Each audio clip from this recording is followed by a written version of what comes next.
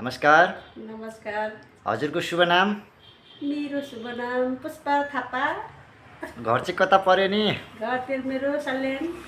सल्यान कुन ठाउँ? सङ्कमुलतारेक जिल्ला। अनि खानासाना के भयो यसको बारेमा भनिदिनु पर्यो। खानासाना खानुभयो कि भएन?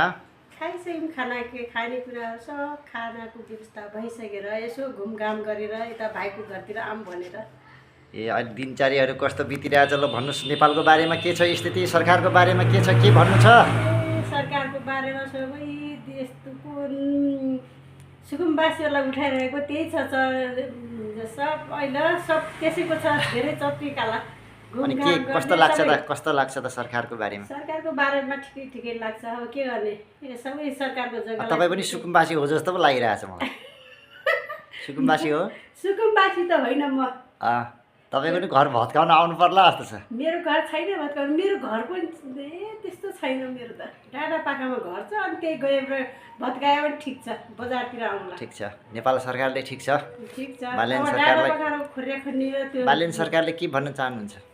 बालेन सरकारलाई एकदम राम्रो काम गर्नुपर्छ भन्ने त्यही छ। शुभकामना छ।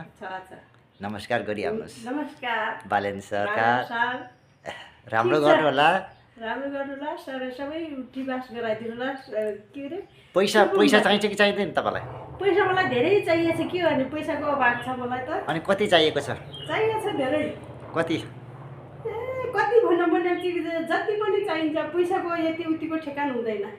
भने चाहिँ पैसा चाहिन्छ तपाईँलाई? चाहिन्छ, पैसै चाहिन्छ। कस्तो अब जस राम्रो सरकारले राम्रै गरोस् भन्ने लाग्छ। सरकारले राम्रै गरोस् भनेर। ल हस् त हस्। नमस्कार। नमस्कार।